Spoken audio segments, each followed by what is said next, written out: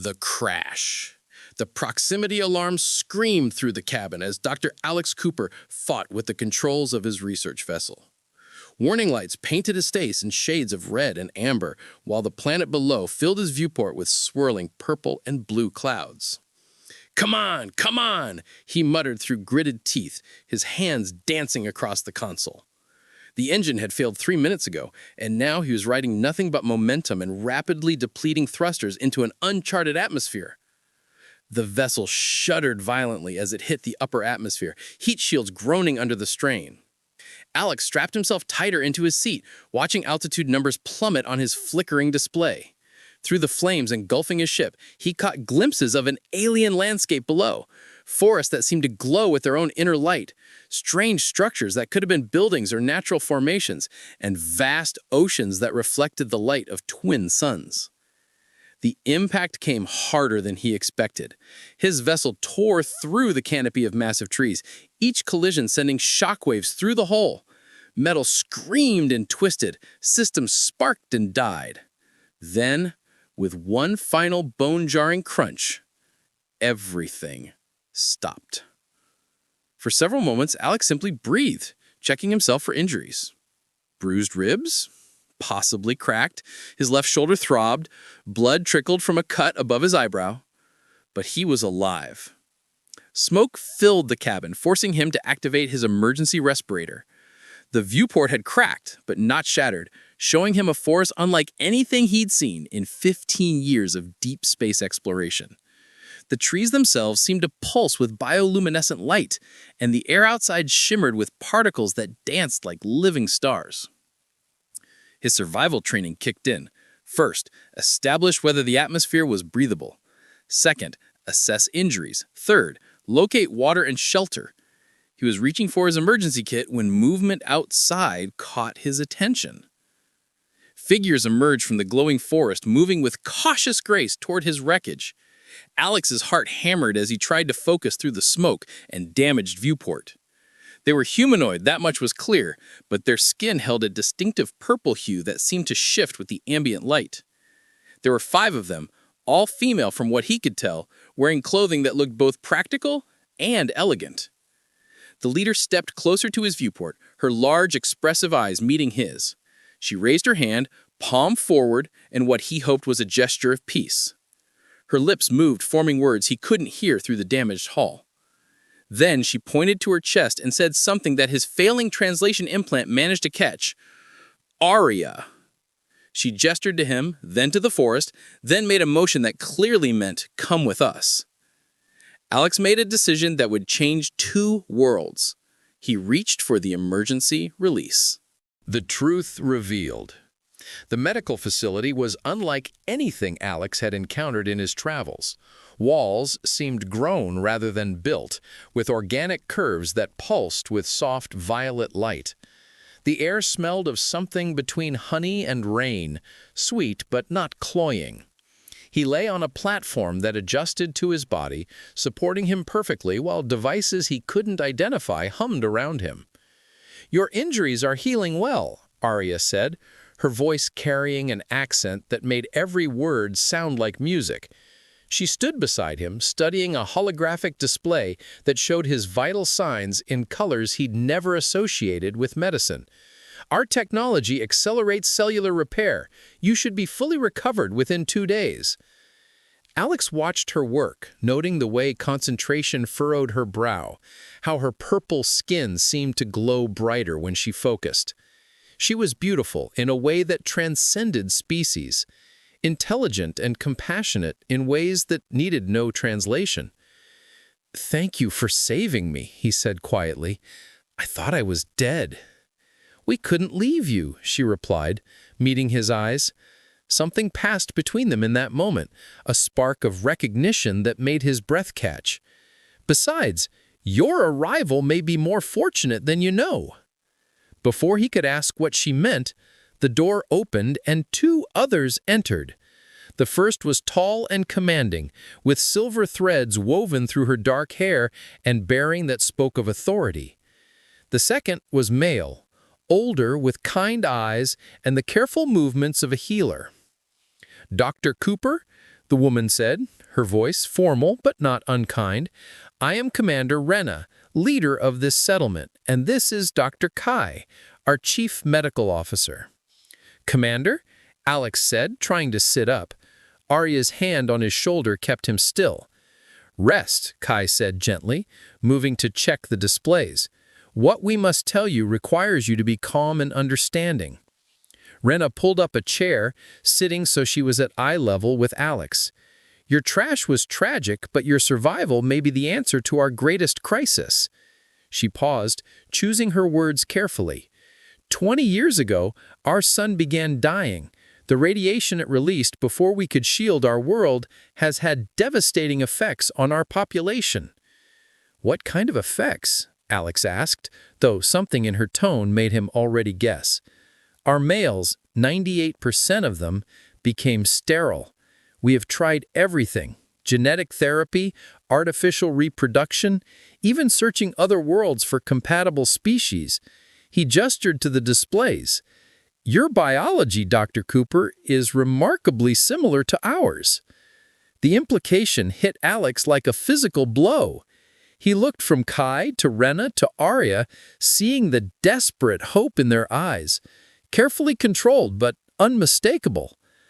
"You're saying that I—" He couldn't finish the sentence.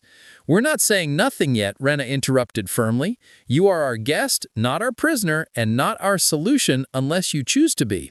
She stood, her expression softening slightly. "For now, recover, learn about our world, meet our people. The choice, if there is even one to make, will be yours alone." After Rena and Kai left, Alex lay in silence, his mind racing. Arya remained, adjusting his medical monitors with hands that trembled slightly. "I know it's overwhelming," she said quietly, not meeting his eyes. "What they're asking, what they're hoping for, it's not fair to you." "And it's not fair to you," Alex replied. "Any of you. Your entire civilization shouldn't rest on the shoulders of one stranger." Arya finally looked at him, and he saw tears shimmering in her eyes. "We've lived with this burden for so long, watching children grow up knowing they might be the last generation." She wiped her eyes quickly, professionally. "I'm sorry, I shouldn't burden you with this." "Hey," Alex said gently, catching her hand. The touch sent electricity through him. She squeezed his hand, and in that small gesture, something began that neither of them expected. Hope mixed with something deeper, something that transcended desperation and grew into genuine connection. Connection and choice. The gardens took Alex's breath away. Massive crystalline domes housed ecosystems from across Zephyria, each section glowing with different colors as plants responded to the artificial sunlight filtering through prismatic panels. Arya walked beside him, explaining the delicate balance they maintained, while he marveled at species that defied everything he knew about botany. "These are moon vines," she said, gesturing to silvery tendrils that wrapped around luminous supports. "They only grow in the presence of hope. Right now, they're barely surviving." Alex stepped closer, examining the plants with professional interest. The leaves were wilting, despite perfect conditions. "It's not about nutrients," he murmured, running his fingers gently along a stem. "They're responding to emotional energy somehow. Quantum resonance with consciousness, maybe." "You understand," Arya said, surprise and pleasure mixing in her voice. "Most off-worlders think it's superstition." "Most off-worlders aren't botanists," I smiled. "On Earth, we're just beginning to understand how plants respond to electromagnetic fields generated by living beings. Your moon vines have evolved to detect something similar." They worked side by side for hours, Alex suggesting modifications to the environment while Arya implemented them with technology that seemed like magic. Their conversation flowed easily from science to philosophy to personal stories. She told him about her childhood in the outer settlements, before the crisis forced everyone toward the remaining fertile zones. He shared memories of Earth's green hills and the wonder he'd felt discovering his first bioluminescent fungus in a cave system. "You miss it," Arya observed, watching his expression. "Your home." "I miss what it represented," Alex admitted. "Purpose, discovery. believing the universe held infinite possibilities. He paused. Then my ship crashed, and I lost my crew, my mission, everything I thought mattered. Arya's hand found his, their fingers intertwining naturally. Perhaps you've found something else instead. The door to the gardens opened, and a young woman entered, her purple skin a lighter shade than Arya's, her eyes bright with curiosity. "Arya, Commander Rena said I might find you here." She noticed Alex and smiled warmly. "You must be Dr. Cooper. I'm Isabel. I teach the children in our settlement." "The few children we have left," Arya added quietly. Isabel's expression grew serious. 17 students this year. Last year we had 23. She turned to Alex. "I wanted to meet you, to say thank you." "I haven't done anything yet," Alex said, uncomfortable with the gratitude. "You're here," Isabel replied simply. "You're considering helping us. That alone has given people hope they haven't felt in years. My students drew pictures of you today, imagining what other worlds look like." She pulled out a datapad showing colorful drawings. Alex's ship among stars, Earth with its blue oceans, children holding hands with human and Zephyrian adults together. The innocence and hope in those images made Alex's throat tight. "They're beautiful," he managed. "They're dying dreams," Isabel said bluntly. "Unless something changes, unless someone helps us." She squeezed his shoulder gently. "No pressure, Dr. Cooper. We're grateful you're alive, regardless." After Isabel left, Alex and Arya stood in silence among the glowing plants. The weight of expectation pressed down on him, but so did something else, a genuine connection to these people, to their struggle, to Arya specifically. "Walk with me," Arya said softly, leading him toward a secluded corner of the gardens where a fountain of liquid light created dancing shadows. They sat on a bench, grown from living wood, close enough that he could feel warmth radiating from her skin. "The Council sees you as a solution, a biological answer to a species-level problem," she began, her voice trembling slightly. "But I see you, Alex, as a person who lost everything and landed in our crisis, and I'm terrified that we're taking advantage of your kindness." "What do you see me as?" Alex asked, his heart pounding. Arya's hand cupped his cheek, her touch gentle and electric. Her thumb brushed across his lips.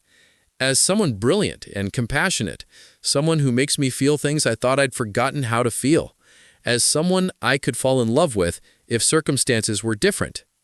"What if circumstances don't matter?" Alex whispered, leaning closer.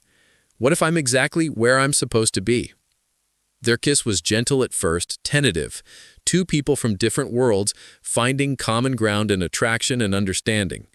Then Arya's arms wrapped around his neck and the kiss deepened, becoming something urgent and desperate and real. When they finally broke apart, both breathing hard, the moon vines around them suddenly burst into bloom, their silvery flowers opening like stars. "Hope," Arya whispered, tears streaming down her face. "You brought them hope." "No," Alex said, pulling her close. "We did, together." The night of destiny. The twin moons hung low over Zephyria, casting silver and gold light across the ceremonial grounds. Alex stood at the center of a circle formed by luminous stones, wearing traditional robes that Arya had helped him don hours earlier. His heart hammered as dozens of Zephyrian women gathered, their purple skin glowing softly in the moonlight. "This is the ceremony of new beginnings," Commander Rena explained, her voice carrying across the silent crowd. "You've chosen to help us, Alex Cooper, and we honor that choice with gratitude and respect."